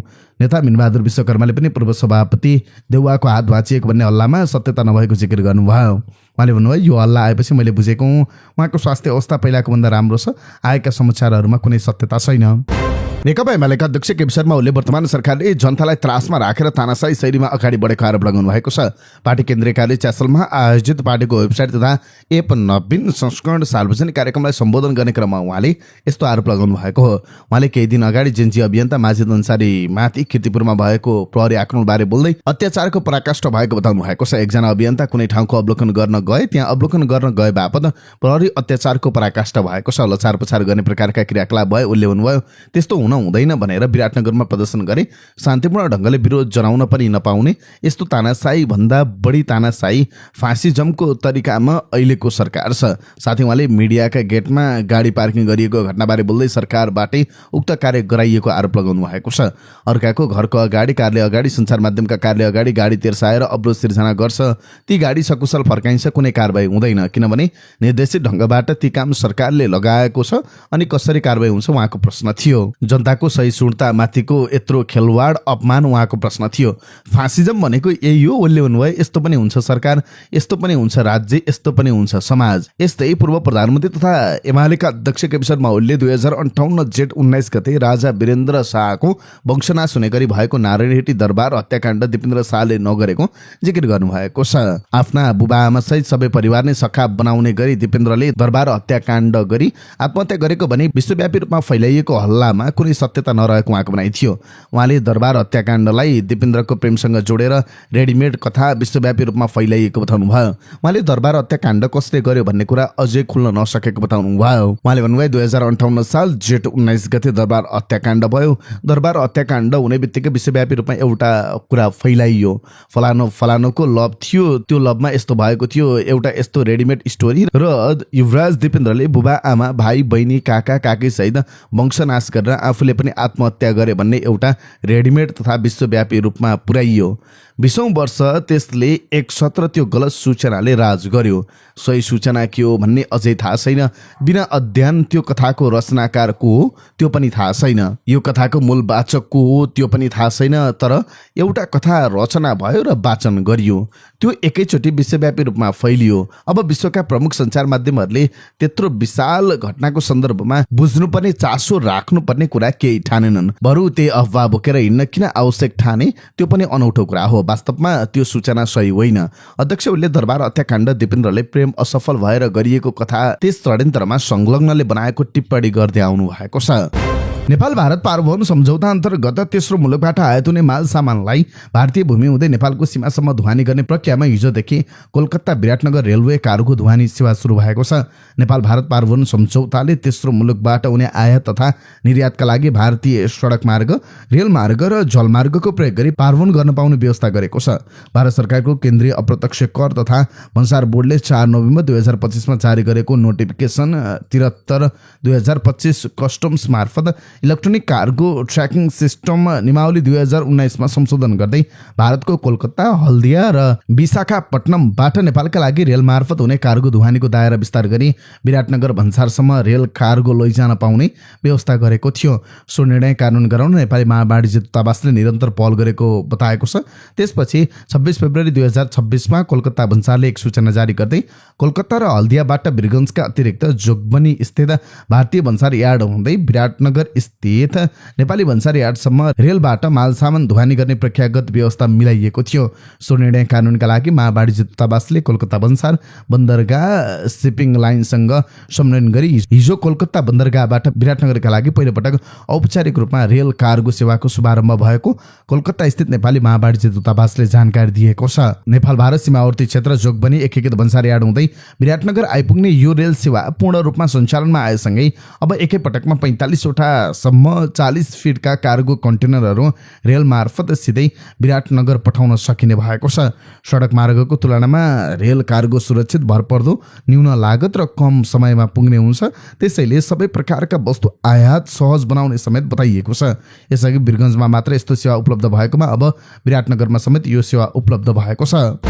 नेपाली कम्युनिस्ट पार्टीका संयोजक तथा पूर्व प्रधानमन्त्री पुष्पकमल दाहाल प्रचण्डले इन्टरनेसनल पिपुल्स एसेम्ब्लीद्वारा आयोजित ह्यान्ड्स अफ एसिया अन्तर्राष्ट्रिय सम्मेलनलाई सम्बोधन गर्नुभएको छ। सम्मेलनको उद्घाटन सत्रमा प्रमुख वक्ताका रूपमा सम्बोधन गर्दै संयोजक प्रचण्डले एसियाली कम्युनिस्ट आन्दोलनका ऐतिहासिक उपलब्धि, चुनौती र यसबाट सिकिएका महत्त्वपूर्ण पाठबारे गम्भीर विश्लेषण गर्नुभएको थियो। बदलिँदो विश्वको शक्ति सन्तुलन र महाशक्तिबीच बढ्दो प्रतिस्पर्धाका बीच असंलग्नताको नीति तथा समाजवादी निर्माण उत्पीडित राष्ट्रहरूको साझा ऐतिहासिक आवश्यकता रहेको उल्लेख गर्दै उहाँले त्यसको राजनीतिक रूपरेखा समेत प्रस्तुत गर्नुभएको छ। सम्मेलनमा श्रीलङ्काका वातावरण मन्त्री डाक्टर दम्बिका पाताबिन्देले अन्तर्राष्ट्रिय मुद्रा कोषको ऋण कार्यक्रमका कडा शर्त र अनुशासनको सामना गर्दै जनपक्षीय विकासको वैकल्पिक मार्ग कसरी निर्माण गर्न सकिन्छ भन्ने विषयमा धारणा राखेका थिए। मार्क्सवादी लेखक, इतिहासकार तथा इन्स्टिच्युट फर सोसल रिसर्चका संयोजक विजय प्रसादले विश्वव्यापी सैन्यकरण, सार्वभौम ऋण सङ्कट, उग्र दक्षिणपन्थको उदयलाई एउटै साम्राज्यवादी संरचनाका परस्पर सम्बन्धित अभिव्यक्तिका रूपमा विश्लेषण गर्दै वर्तमान अन्तर्राष्ट्रिय राजनीतिक परिवेशको विस्तृत चित्र प्रस्तुत गरेका थिए। 3 दिनसम्म सञ्चालन हुने सम्मेलनमा विभिन्न राजनीतिक तथा वैचारिक विषयमा छलफल भएको छ। सम्मेलनका क्रममा श्रीलङ्कामा रहनुभएका प्रचण्डले एसियाका विभिन्न कम्युनिस्ट तथा वामपन्थी दलका नेताहरूसँग द्विपक्षीय र बहुपक्षीय भेटवार्ता गर्नुभएको छ। कृषि वन तथा पर्यावरण मन्त्री गीता चौधरीले सरकारको दीर्घकालीन प्राथमिकता रासायनिक मल नभएको स्पष्ट पार्नु भएको छ। शुक्रबार कृषि तथा प्राकृतिक शोध समितिको बैठकमा बोल्दै मन्त्री चौधरीले रासायनिक मलको प्रयोगलाई क्रमशः घटाउँदै जैविक र प्राङ्गारिक मलको प्रबन्धनमा सरकार केन्द्रित हुने बताउनु भएको छ। मन्त्री चौधरीले रासायनिक मल नेपालमा उत्पादन नहुने र यो ग्लोबल गुड्स अर्थात् अन्तर्राष्ट्रिय वस्तु भएकाले यसको दिगो व्यवस्थापनका लागि परराष्ट्र, अर्थ र कृषि लगायतका सरकारवाला मन्त्रालयहरूसँग समन्वय गरेर अगाडि बढ्ने प्रतिबद्धता व्यक्त गर्नुभयो। विगतका केही महिनामा रुस युक्रेन युद्धका कारण रासायनिक मलको आपूर्तिमा विश्वव्यापी प्रभाव परेको उल्लेख गर्दै मन्त्री चौधरीले प्रधानमन्त्रीको नेतृत्वमा भएका द्रुत प्रयासका कारण हाल मलको उपलब्धता सहज भएको जानकारी दिनुभयो। उहाँका अनुसार आगामी 3 देखि 4 महिनासम्मका लागि मलको मौजदात सुनिश्चित भइसकेकाले अब सरकार वैकल्पिक मार्गचित्र रोडम्यापतर्फ लाग्ने तयारीमा छ। सरकारले जैविक र प्राङ्गारिक मल उत्पादनका लागि बजेटमा उल्लेख्य वृद्धि गरेको उहाँले जानकारी दिनुभएको छ। कृषि र वन मन्त्रालयको नेतृत्व सम्हालेपछि दुवै क्षेत्रको समन्वयमा काम भइरहेको बताउँदै उहाँले माटोको गुणस्तर सुधार र वनजन्य स्रोतको उपयोगलाई एकीकृत रूपमा अगाडि बढाइने उल्लेख गर्नुभयो। साथै वन डढेलो जस्ता समस्याहरूको समाधान गर्दै पर्यावरण संरक्षण र कृषि उत्पादकत्व वृद्धिलाई सँगसँगै लैजाने सरकारको कार्ययोजना रहेको स्पष्ट पार्नु भएको छ। सांसदहरूले रासायनिक मलको आपूर्ति र वितरण प्रणालीमा देखिएको अवस्थाप्रति सरकारको ध्यान आकर्षण गराएका छन्। शुक्रबारको संघीय संसदको कृषि, सहकारी तथा प्राकृतिक शोध समितिको बैठकमा सरकारी गोदाममा मल मौजदात रहेको दाबी र किसानले भोग्नु परेको अभाव बीचको विरोध विरोधवास अन्त्य गर्न उनीहरूले माग गरेका छन्। बैठकमा सत्तारूढ र प्रतिपक्ष दलका सांसदहरूले वितरणमा पारदर्शिता, अनुदानको सुनिश्चितता र बजेट कार्यान्वयनको प्रभावकारितामा विशेष जोड दिएका छन्। भक्तपुर लगायतका विभिन्न जिल्लामा धानबालीका लागि मल नपाउँदा किसान मर्कामा परेको उल्लेख गर्दै सांसदहरूले स्थलगत अनुगमन गरी वास्तविक तथ्य सार्वजनिक गर्न सरकारलाई आग्रह गरेका छन्। कृषि सामग्री कम्पनी र साल्ट ट्रेडिङ मार्फत हुने वितरण प्रक्रियालाई सुदृढ र पारदर्शी बनाउनु पर्ने उनीहरूको भनाइ छ। सत्तारूढ राष्ट्रिय स्वतन्त्र पार्टीका सांसद राजीव खत्रीले रासायनिक मलको आपूर्ति र वितरण प्रणालीमा देखिएको विरोधवासप्रति सरकारको ध्यान आकर्षण गराउनु भएको छ। शुक्रबार संघीय संसदको कृषि तथा प्राकृतिक शोध समितिको बैठकमा बोल्दै सांसद खत्रीले सरकारी अधिकारीहरूको दाबी किसानको यथार्थ भेष ठूलो खाडल रहेको बताउनुभयो। सांसद खत्रीले सरकार र मन्त्री फेरिए पनि किसानको नियति र असार महिनामा हुने मलको अभाव कहिल्यै समाधान हुन नसकेकोमा चिन्ता व्यक्त गर्नुभयो। कृषि सामग्री कम्पनीले माग अनुसार मल दिन नसकेको स्वीकार गरिरहँदा विभागका अधिकारीहरूले पनि गोदाममा मल पर्याप्त रहेको दाबी गर्नु विरोधवासपूर्ण रहेको उहाँको भनाइ छ। उहाँले किसानले झुट बोलेको हो वा स्थानीय तहले मल नपठाएको भन्ने विषयमा सत्य तथ्य बाहिर ल्याउन माग गर्नुभयो। सांसद खत्रीले मल वितरणमा पारदर्शिता कायम गर्नका लागि मल नलैजाने स्थानीय तहहरूको नामावली सम्बन्धित निकायको वेबसाइटमा सार्वजनिक गर्न सुझाव दिनुभयो। यसो गर्दा मात्र जनताले कुन निकायको कमजोरीका कारण मल अभाव भएको भन्ने थाहा पाउने उहाँको भनाइ थियो। उहाँले मन्त्रीको इमान्दारितामा शङ्का नरहे पनि वितरण प्रक्रियामा देखिएका जटिलताका कारण सरकारमाथि प्रश्न उठिरहेको बताउनुभयो। गोदाममा रहेको मल र वितरणको अवस्थाबारे सञ्चारकर्मी सहितको टोलीले स्थलगत अनुगमन गरी यथार्थ सार्वजनिक गर्नुपर्नेमा उहाँले जोड दिनुभयो। कृषकको समस्या समाधानका लागि जतिसुकै जटिलता भए पनि सुन्न र समाधान गर्न सरकार तयार हुनुपर्ने उहाँको भनाइ थियो। प्रतिपक्ष दल नेकपा एमालेका सांसद लक्ष्मीप्रसाद पोखरेलले सरकार रासायनिक मलमा दिँदै आएको अनुदान कटौती गर्ने दिशामा अग्रसर भएको भन्दै चिन्ता व्यक्त गर्नुभयो। सांसद पोखरेलले पछिल्लो समय सरकारको मनोविज्ञान अनुदान उच्च भएको र यसलाई कसरी घटाउने भन्नेतर्फ केन्द्रित भएको दाबी गर्नुभएको छ। सरकारको यस्तो सोच किसानहरूका लागि चिन्ताजनक रहेको उहाँको भनाइ थियो। सांसद पोखरेलले यदि सरकारले रासायनिक मलमा अनुदान घटाउनै खोजेको हो भने यसको विकल्पमा प्राङ्गारिक मलमा अनुदान वृद्धि गर्नुपर्ने बताउनुभयो। किसानको उत्पादन र सहजतालाई ध्यानमा राख्न सरकारको ध्यान आकर्षण गराउनु भएको छ। प्रमुख प्रतिपक्ष दल नेपाली कांग्रेसकी सांसद गङ्गालक्ष्मी अवाले भक्तपुर लगायतका क्षेत्रमा रासायनिक मलको अभाव भएको भन्दै सरकारको ध्यान आकर्षण गराउनु भएको छ। उहाँले मल नपाउँदा किसानहरू निकै मर्कामा परेको र धानबाली पहेँलिन थालेको बताउनु भएको छ। उहाँका अनुसार कम्तीमा 12 लाख मेट्रिक टन मल नभई किसानको आवश्यकता पूरा हुन सक्दैन। वर्तमान आपूर्ति प्रणाली र सरकारी दाबीबीच तालमेल नमिल्दा वर्षेनी किसानले शास्ति भोग्नु परेको भन्दै उहाँले तत्काल मल उपलब्ध गराउन सरकारसँग माग गर्नुभएको छ। साल्ट ट्रेडिङ कर्पोरेसन लिमिटेडकी प्रमुख कार्यकारी अधिकृत उर्मिला श्रेष्ठले वैदेशिक व्यापारमा विद्यमान कर प्रणाली र पारवहन असहजताका कारण मल आपूर्तिमा ठूलो चुनौती थपिएको बताउनु भएको छ। शुक्रबार संघीय संसदको कृषि सहकारी तथा प्राकृतिक शोध समितिको बैठकमा बोल्दै उहाँले अग्रिम आयकर टिडिएस र दोहोरो कर मुक्ति सम्झौताको अभाव र बन्दरगाहको सीमितताले अन्तर्राष्ट्रिय आपूर्तिकर्ताहरू नेपालमा आकर्षित हुन नसकेको उल्लेख गर्नुभएको छ। प्रमुख कार्यकारी अधिकृत श्रेष्ठका अनुसार 5% अग्रिम टिडिएसको व्यवस्था र नेपालले धेरै देशहरूसँग दोहोरो कर मुक्ति सम्झौता DTAA नगरेका कारण विदेशी कम्पनीहरूले नेपालमा मल निर्यात गर्न अनिच्छा देखाउने गरेका छन्। भारतसँग सम्झौता भए पनि त्यहाँबाट हुने आपूर्तिमा कर समायोजनको प्रक्रिया निकै जटिल रहेको उहाँको भनाइ छ। अन्य मुलुकका आपूर्तिकर्ताले भने 100% भुक्तानी फिर्ताको माग राख्ने गरेका कारण विश्वव्यापी टेन्डरमा धेरै पक्ष सहभागी हुन छाडेका छन्। नेपालको वैदेशिक व्यापार हाल वीरगञ्ज बन्दरगाहमा मात्र केन्द्रित रहेको र वैकल्पिक बन्दरगाहको प्रयोग प्रभावकारी हुन नसकेको विषयमा पनि श्रेष्ठले ध्यान आकर्षण गराउनु भएको छ। नेपाल भारत व्यापार र पारवहन सन्धिमा वैकल्पिक मार्गहरूको व्यवस्था भए पनि कार्यान्वयनमा नआउँदा लागत बढेको उहाँको तर्क छ। रेलवे सेवा वीरगञ्जसम्म मात्र सीमित भएको भन्दै भैरवा नेपालगञ्ज र धनगढीसम्म रेलवे सेवा विस्तार नभएसम्म ढुवानी लागत कम गर्न र आपूर्ति सहज बनाउन कठिन रहेको उहाँले बताउनुभयो। सरकारले तीन आकारलाई पुनः सक्रिय बनाउन आवश्यक रहेको उहाँको भनाइ थियो। प्रमुख कार्यकारी अधिकृत श्रेष्ठले भन्नुभयो अर्को विषय अग्रिम टिडिएस र 5% करको यसबारे सचिवज्यूले लागतमा समायोजन गर्ने कुरा राखिसक्नु भएको छ। तर यो सुविधा नेपाल र आपूर्तिकर्ता देशबीच दोहोरो कर नपर्ने सम्झौता भएका देशमा मात्र लागू हुन्छ। जस्तै भारतसँग यस्तो सम्झौता छ तर त्यहाँ पनि आपूर्तिकर्ताले करमा 80 देखि 90% सम्म मात्रै समायोजन गर्न पाउने भएकाले प्रक्रिया सहज छैन। अन्य देशसँग यस्तो सम्झौता नभएकाले उनीहरूको धारणा 100 रुपियाँको निर्यात गरे 100 रुपियाँ नै प्राप्त हुनुपर्छ भन्ने हुन्छ।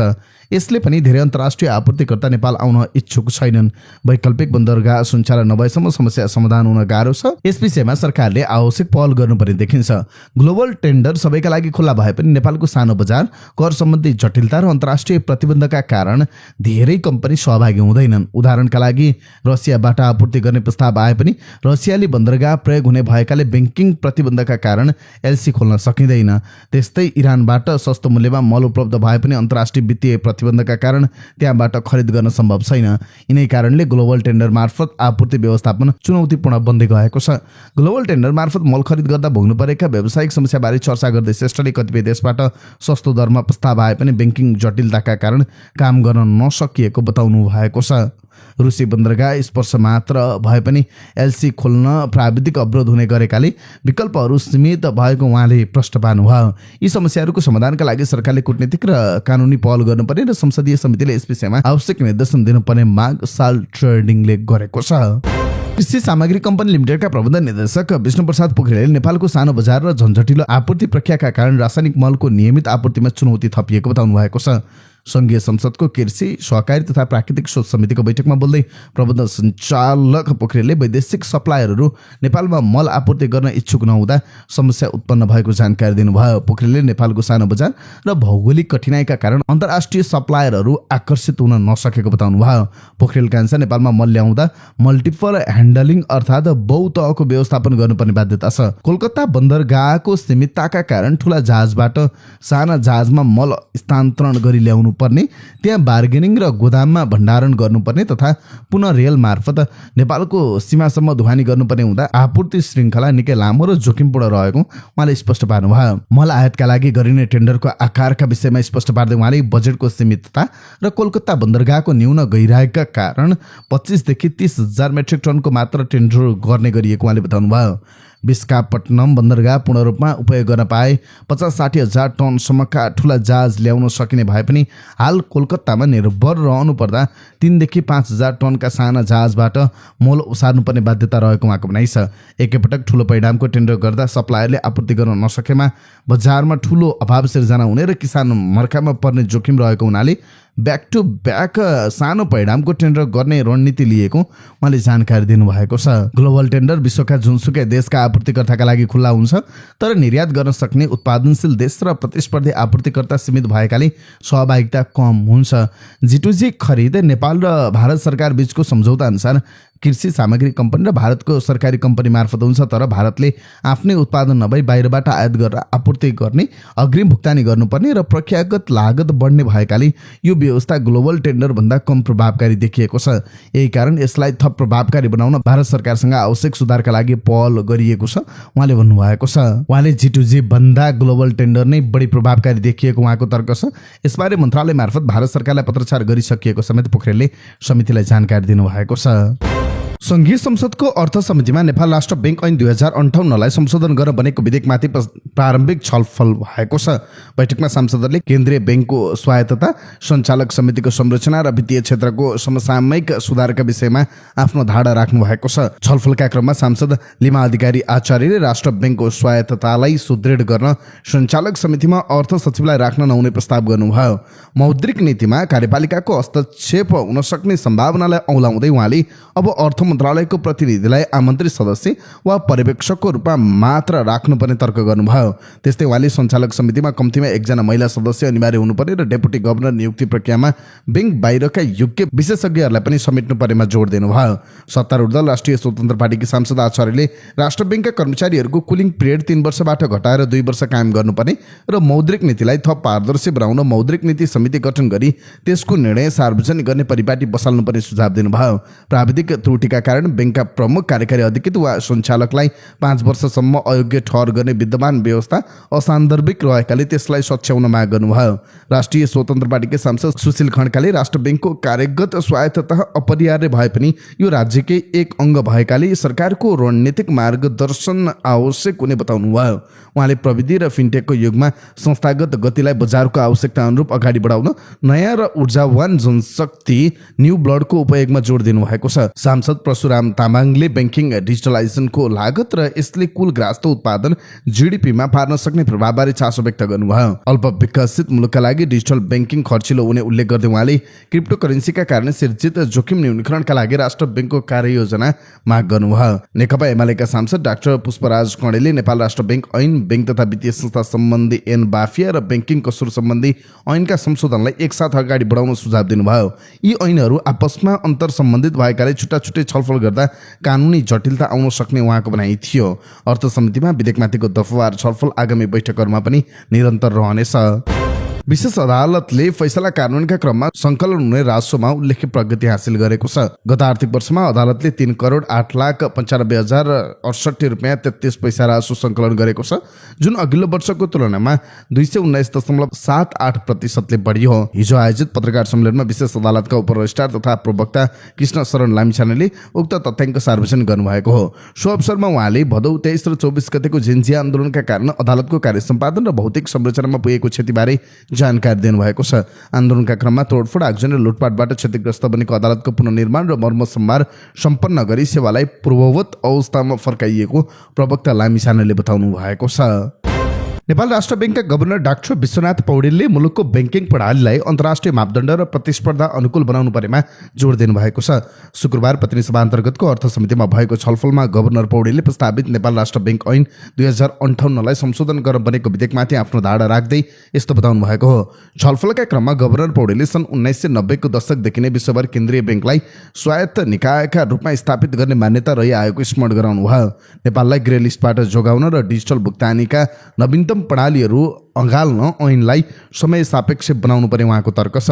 प्रस्तावित विधेयकमा सञ्चालक समितिको संख्या र योग्यताका सम्बन्धमा राखिएको व्यवस्थामा गभर्नर पौडेलले विद्यमान व्यवस्था नै उपयुक्त रहेको बताउनु भयो। सञ्चालक समितिमा अर्थ सचिवको उपस्थितिले सरकार र बैंक बीचको समन्वयलाई प्रभावकारी बनाएको र यसलाई हस्तक्षेपका रूपमा लिन नहुने उहाँको धारणा छ। गभर्नर र डेपुटी गभर्नरको योग्यतामा थपिएको 10 वर्षको अनुभव सम्बन्धी प्रावधानमा पुनर्विचार गर्नुपर्ने उहाँको भनाइ थियो। सचिव, प्राध्यापक वा योजना आयोगको उपाध्यक्ष भइसकेका व्यक्तित्वहरूको पदले नै उनीहरूको अनुभव र क्षमता पुष्टि गर्ने हुँदा थप कार्य अनुभवको शर्त राख्नु व्यवहारिक नहुने उहाँको जिकिर छ। बैंकबाट अवकाश प्राप्त उच्च अधिकारीका लागि प्रस्ताव गरिएको कुलिङ पिरियडप्रति असहमति जनाउँदै गभर्नर पौडेलले राज्यले योग्य र अनुभवी जनशक्तिलाई आवश्यकता अनुसार जुनसुकै बेला उपयोग गर्न पाउने लचकता राख्नुपर्ने बताउनु भयो। राष्ट्र बैंकका अनुभवी अधिकारीहरू अन्य उच्च जिम्मेवारीमा जाँदा राज्यलाई नै लाभ हुने उहाँको भनाइ थियो। गभर्नरमाथि छानबिन गर्नुपर्ने अवस्था आएमा गठन गरिने समितिको अध्यक्षता सर्वोच्च अदालतका अवकाश प्राप्त न्यायाधीशले नै गर्नुपर्ने अडान उहाँले राख्नुभयो। गभर्नरले प्रधान न्यायाधीशबाट शपथ लिने मर्यादा क्रमलाई ध्यानमा राख्दै सोभन्दा तल्लो तहको न्यायाधीशबाट छानबिन गराउनु शोभनीय नहुने उहाँको तर्क थियो। बैंकको उद्देश्यमा बेरोजगारी न्यूनीकरण जस्ता विषय राख्ने अन्तर्राष्ट्रिय अभ्यास भए पनि नेपालको सन्दर्भमा विद्यमान उद्देश्यहरू नै पर्याप्त रहेको उहाँको भनाइ थियो। बैंकको आय व्यय र नाफा बाँडफाँडको सम्बन्धमा प्रस्तावित स्वचालित व्यवस्थाभन्दा सञ्चालक समितिको निर्णय अधिकार कायम राख्नुपर्नेमा उहाँले जोड दिनुभयो। बजारमा मुद्रास्फीति र तरलता व्यवस्थापन गर्न कति रकम सरकारलाई पठाउने भन्ने विषयमा म्याक्रो तहको निर्णय लिन बैंकलाई स्वायत्तता आवश्यक पर्ने उहाँको भनाइ थियो। अर्थ मन्त्रालयका सचिव डाक्टर घनश्याम उपाध्यायले मुलुकको समग्र आर्थिक सुधारका लागि वित्तीय क्षेत्रको सुशासन र सुधार सरकारको उच्च प्राथमिकतामा रहेको बताउनु भएको छ। प्रतिनिधि सभा अन्तर्गतको अर्थ समितिको शुक्रबार बसेको बैठकमा नेपाल राष्ट्र बैंक ऐन 2058लाई संशोधन गर्न बनेको विधेयकमाथिको प्रारम्भिक छलफलमा भाग लिँदै उहाँले यस्तो बताउनु भएको। सचिव उपाध्यायले सन् 2058 सालयता मुलुकले अपनाएको नवीन शासकीय ढाँचा र सूचना प्रविधिको क्षेत्रमा भएको विकासले ल्याएका अवसर र चुनौतीहरूलाई सम्बोधन गर्न ऐन संशोधन आवश्यक रहेको उल्लेख गर्नुभयो। उहाँले नेपाल राष्ट्र बैंकलाई एक सशक्त र प्रभावकारी नियामकीय निकायका रूपमा अगाडि बढाउन विद्यमान कानुनी व्यवस्थामा थप स्पष्टता र नवीन प्रावधानहरू समावेश गर्नुपर्ने आवश्यकता औलाउनु भएको छ। बैठकमा सांसदहरूले प्रस्तुत गरेका संशोधन प्रस्ताव र उठाएका जिज्ञासाहरूमा अर्थ मन्त्रालय र नेपाल राष्ट्र बैंकले आगामी छलफलहरूमा थप स्पष्ट पार्ने प्रतिबद्धता समेत उहाँले जनाउनु भएको छ। नेपाल राष्ट्र बैंकले जलविद्युत तथा ऊर्जा पूर्वाधारको विकासका लागि नीतिगत लचकता र सहुलियतपूर्ण व्यवस्था गरेको जनाएको छ। नेपाल आर्थिक पत्रकार सङ्घ नाफिसद्वारा आयोजित विद्युतीय पूर्वाधार निर्माणका चुनौती र अबको बाटो विषय कार्यक्रममा बोल्दै राष्ट्र बैंकका प्रवक्ता गुरुप्रसाद पौडेलले यसबारे जानकारी गराउनु भएको हो। प्रवक्ता पौडेलका अनुसार हाल क, ख र ग वर्गका बैंक तथा वित्तीय संस्था तथा पूर्वाधार विकास बैंक समेत गरी ऊर्जा क्षेत्रमा करिब 500 अर्ब रुपियाँ कर्जा प्रवाह भएको छ। बैंकहरूबाट 60 खर्ब रुपियाँको कुल कर्जा ऊर्जा प्रवाह क्षमता रहेको उल्लेख गर्दै उहाँले ऊर्जा क्षेत्रमा तोकिएको 10 देखि 15% सीमा अनुसार 900 अर्ब रुपियाँसम्म लगानी गर्न सक्ने स्पेस अझै बाँकी रहेको जानकारी दिनुभयो। राष्ट्र बैंकले विद्युत उत्पादन, प्रसारण र वितरणसँग सम्बन्धित पूर्वाधार विकासका लागि एकल ग्राहक कर्जा सीमामा विशेष व्यवस्था गरेको छ। अन्य क्षेत्रमा बैंकरले आफ्नो प्राथमिक पुँजीको 25% मात्र कर्जा दिन पाउने व्यवस्था भए पनि ऊर्जा र ट्रान्समिसन लाइन जस्ता पूर्वाधारका लागि 50% लगानी गर्न पाउने व्यवस्था मिलाइएको प्रवक्ता पौडेलले बताउनु भएको छ।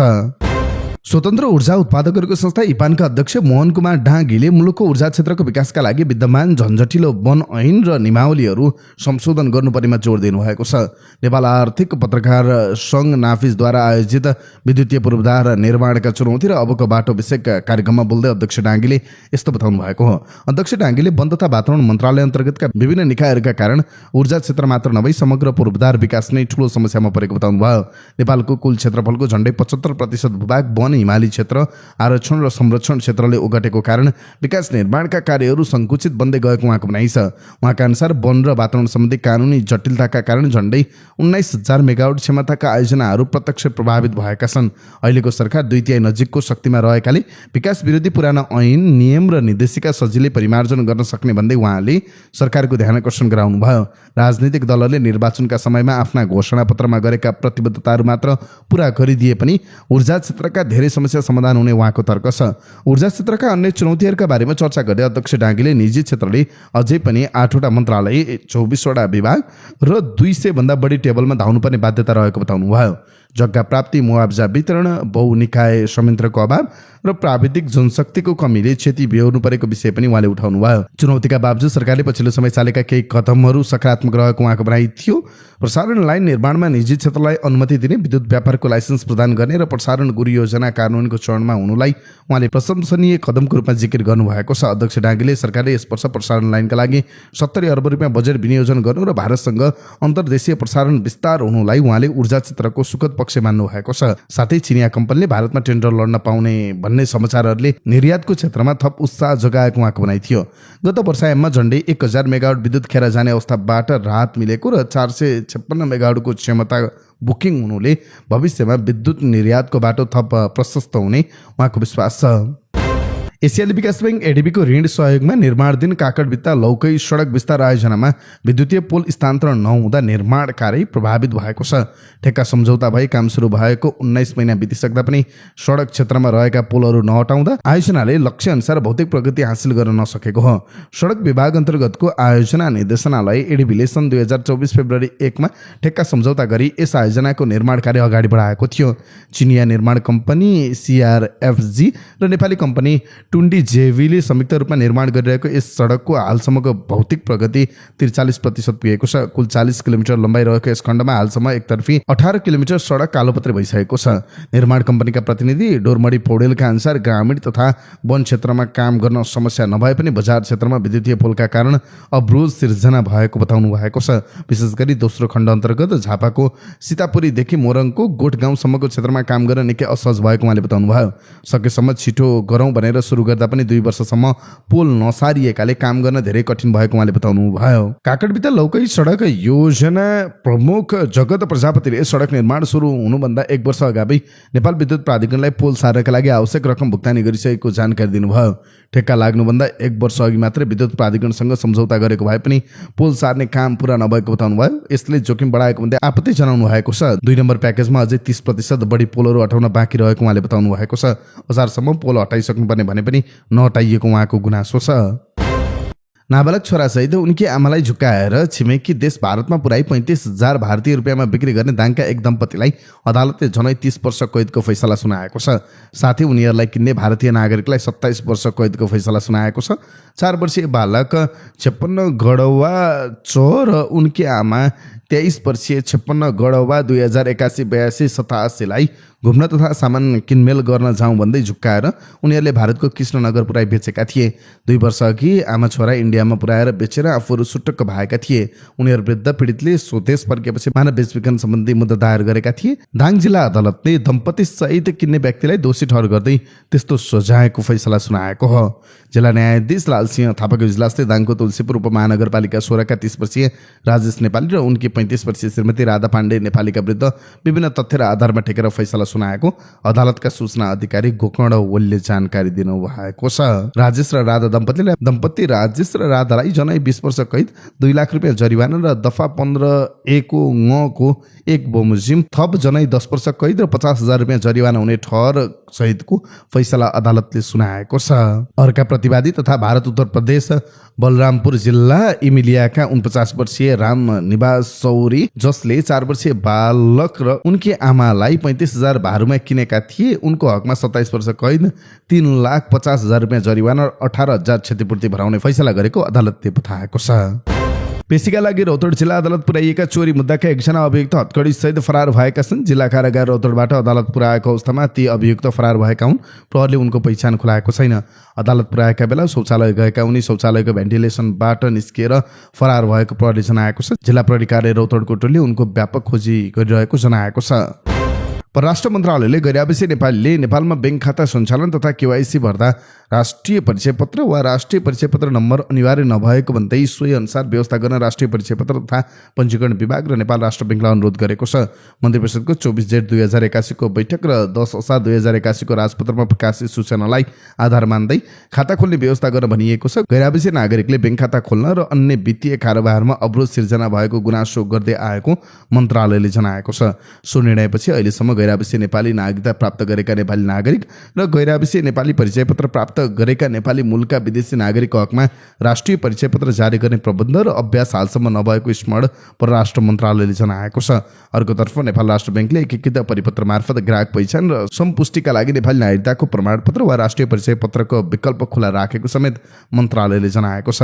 यसले राष्ट्रिय परिचय पत्र नभएका र बन्न नसक्ने नागरिकको हकमा कुनै पनि कानुनी रूपमा मान्य हुने परिचय पत्रको आधारमा ग्राहक पहिचान गर्न सकिने व्यवस्था गरेको छ।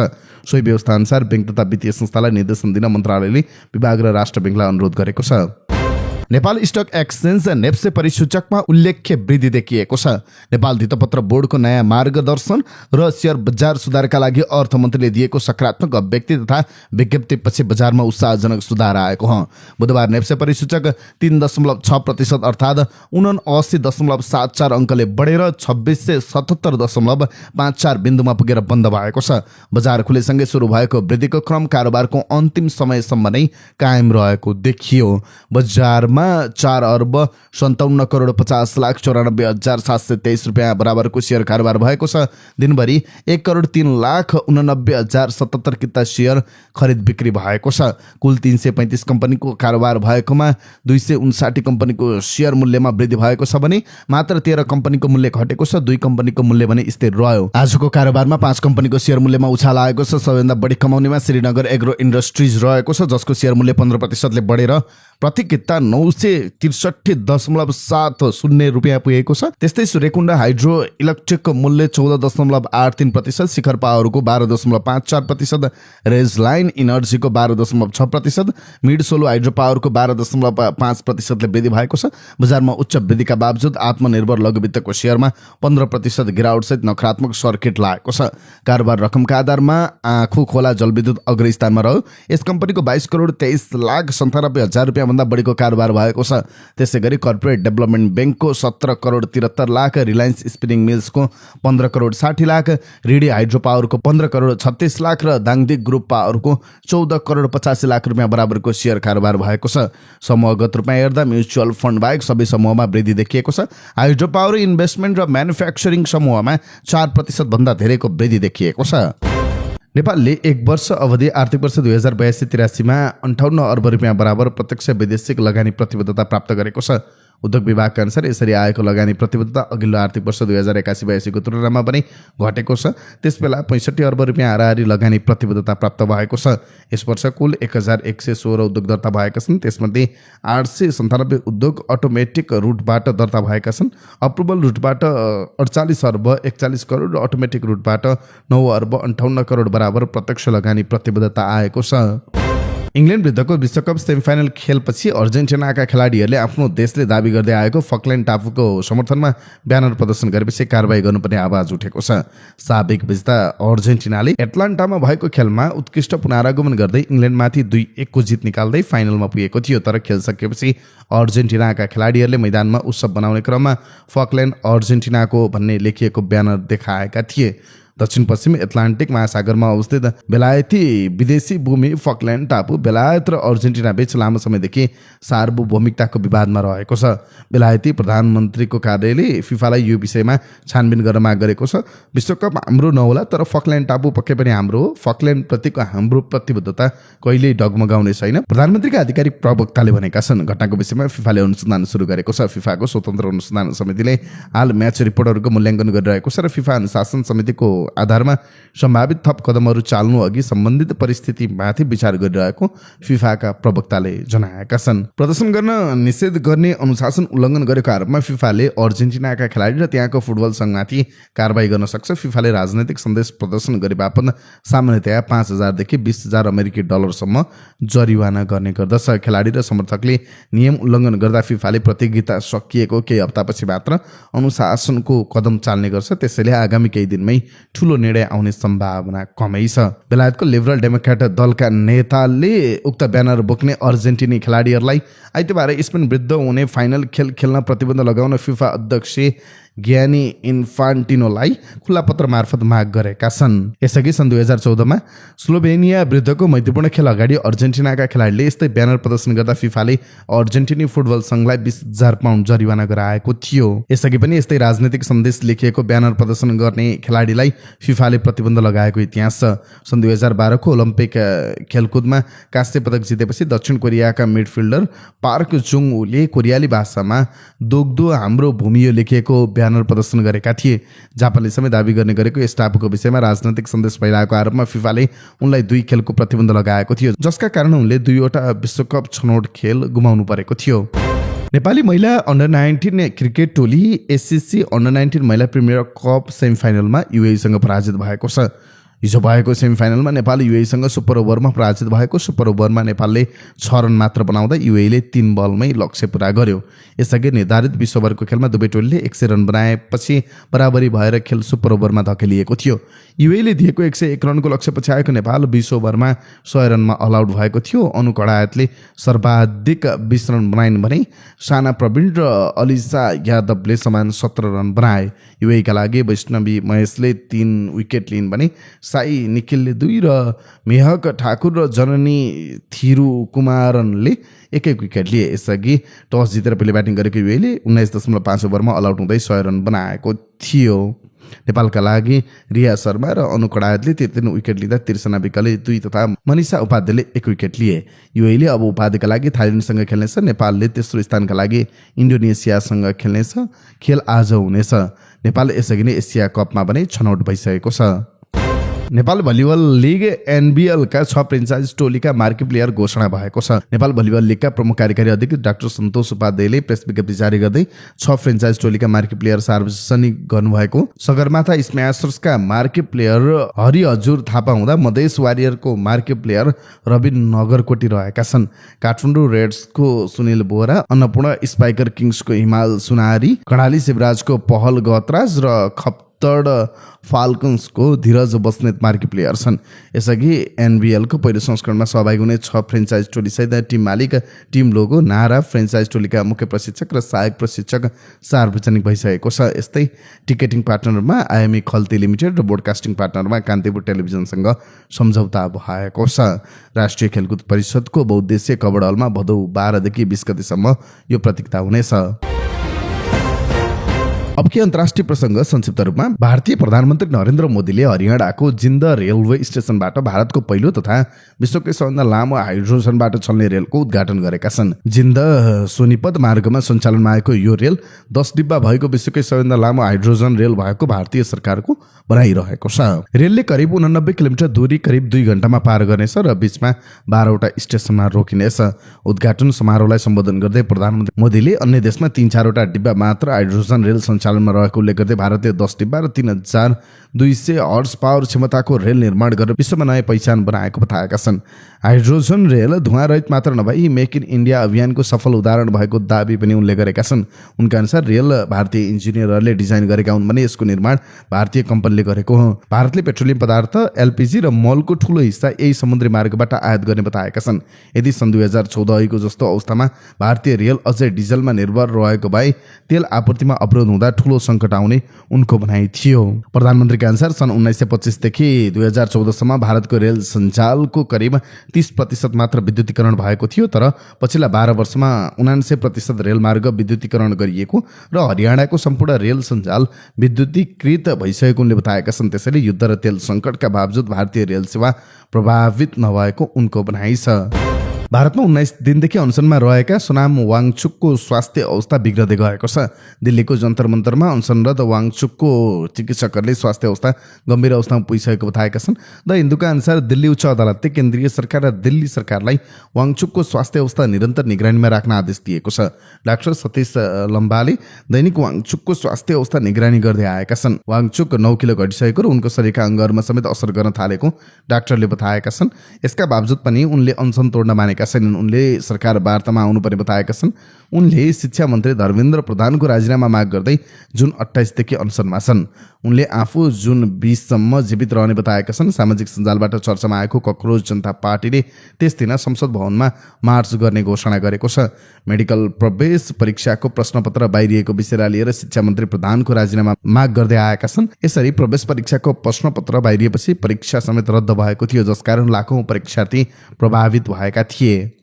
चिनिया राष्ट्रपति सी जिनपिङले कृत्रिम बौद्धिकता एआईको विकास कुनै एक देशको नियन्त्रण वा प्रभुत्वमा सीमित हुन नहुने बताउँदै यसको सुरक्षित समावेशी र दिगो विकासका लागि अन्तर्राष्ट्रिय सहकार्य अपरिहार्य रहेको बताएका छन्।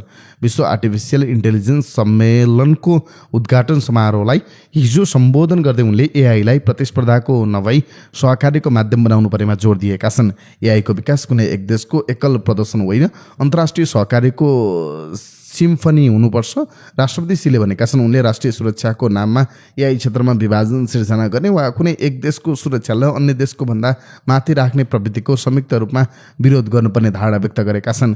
चिनिया एआई मोडलहरूले कम लागत र प्रतिस्पर्धी क्षमताका कारण विश्व बजारमा प्रभाव बढाइरहेका बेला अमेरिका र युरोपेली संघ यूले भने राष्ट्रिय सुरक्षाको कारण देखाउँदै चिनिया प्रविधिमाथि विभिन्न प्रतिबन्ध लगाएका छन्। उन्नत चिफ, उच्चस्तरीय कम्प्युटिङ पूर्वाधार र अत्याधुनिक एआई प्रविधिमा पहुँचलाई लिएर अमेरिका र प्रमुख एआई कम्पनीहरू बीच पनि बहस तीव्र बन्दै आएको छ। प्रविधि विश्लेषण संस्था हेलो चाइना टेकका विश्लेषक पो झाङोका अनुसार WAIC चीनको एआई उद्योगको दिशा बुझ्ने सबैभन्दा महत्त्वपूर्ण वार्षिक मञ्च हो।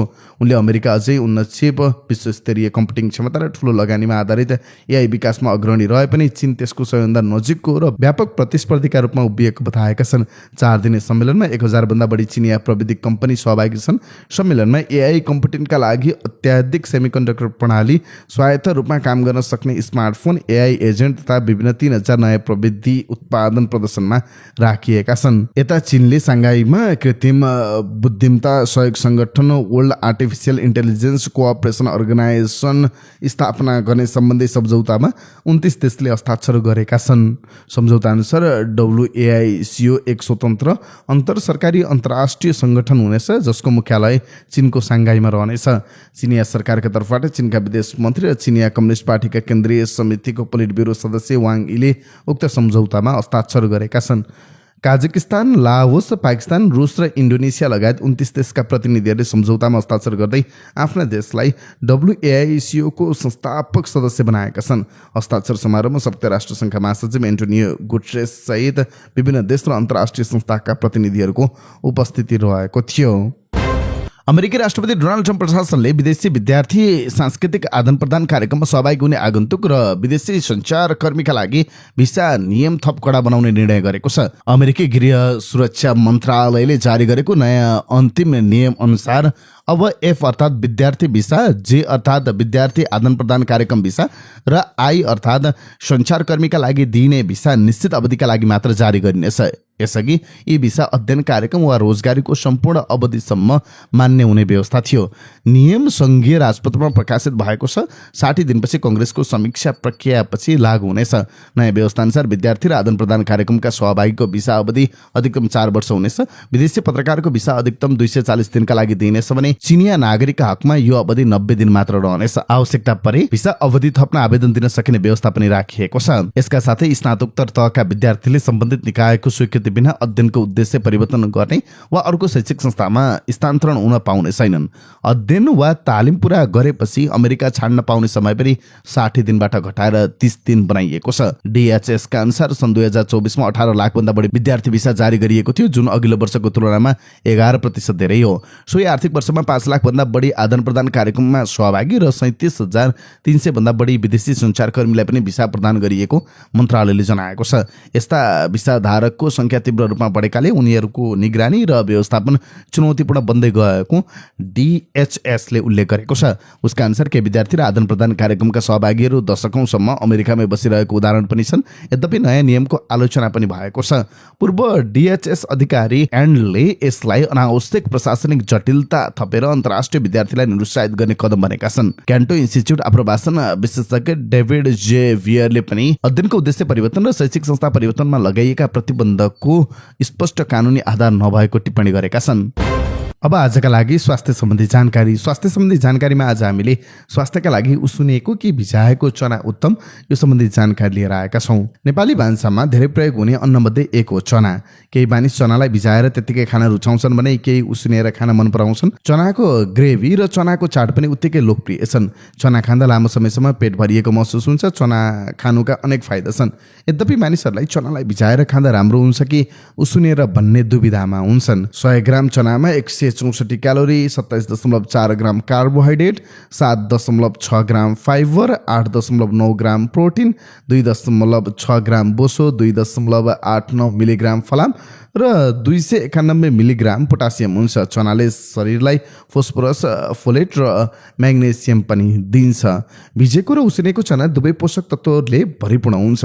भिजाउँदा चना नरम हुन्छ। भिजाएर खाएपछि यो छिट्टै पच्छ। उसिनेको चना भुटेको चनाभन्दा छिट्टै पाक्छ। यदि तपाईँलाई कुरुम गर्न अनि काँचो बनावट भएको चना मन पर्दैन भने भिजाएको चना खान सक्नुहुन्छ। संवेदनशील पेट भएकाहरूका लागि उसिनेको चना राम्रो विकल्प हो। उसिनेपछि चना पचाउन सजिलो हुन्छ। चना खानुका फाइदाहरूमा तौल घटाउने, चना खाँदा तौल घटाउन मद्दत गर्छ। चनामा प्रोटिन र फाइबर प्रशस्त मात्रामा हुन्छ, जसले पेटलाई लामो समयसम्म भरिपूर्ण राख्न मद्दत गर्छ, जसले गर्दा अत्याधिक खानाको सेवन कम हुन्छ। त्यस्तै पाचन सुधार्छ।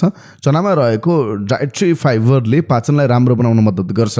चनाले कब्जियत कम गर्न पनि मद्दत गर्छ। रगतमा चिनीको मात्रा नियन्त्रण। चनामा कम ग्लाइसेमिक इन्डेक्स हुन्छ। यसमा पर्याप्त मात्रामा फाइबर पाइन्छ, जसले रगतमा चिनीको स्तर स्थिर राख्न मद्दत गर्छ। त्यस्तै मुटुको स्वास्थ्यलाई फाइदा। चना खानुले मुटुको स्वास्थ्यलाई पनि फाइदा पुर्याउँछ। चनामा पाइने फाइबर, पोटासियम र म्याग्नेसियमले मुटुलाई स्वस्थ बनाउन सहयोग गर्छ। चना खाँदा कोलेस्ट्रोल व्यवस्थापनमा पनि मद्दत गर्न सक्छ। ऊर्जा स्तर राम्रो रहन्छ। चनामा रहेको फलामले होमोग्लोबिन उत्पादन गर्न मद्दत गर्छ। यसले शरीरमा अक्सिजन प्रवाह सुधार गर्छ, जसले गर्दा शरीरमा ऊर्जा कायम रहिरहन्छ। हड्डीका लागि पनि फाइदाजनक रहेको छ। चना खाँदा हड्डीलाई पनि फाइदा हुन्छ। चनामा म्याग्नेसियम र फोस्फोरस जस्ता खनिजहरू हुन्छन्, जसले हड्डीको स्वास्थ्यमा योगदान पुर्याउँछ। यिनै समाचार सामग्री सहित हामी समाचारको अन्त्यमा आइपुगेका छौँ। प्रस्तुत गरेको समाचार सामग्री मन परेको छ भने कृपया हाम्रो भिडियो सामग्रीमा एउटा लाइक अवश्य गरिदिनु होला। हाम्रो बिहानी न्युज बुलेटिन हरेक दिन बिहान 5 बजे हाम्रो यस युट्युब च्यानलमा हेर्न सक्नुहुन्छ। तपाईँको बाँकी पल सुखद रहोस्।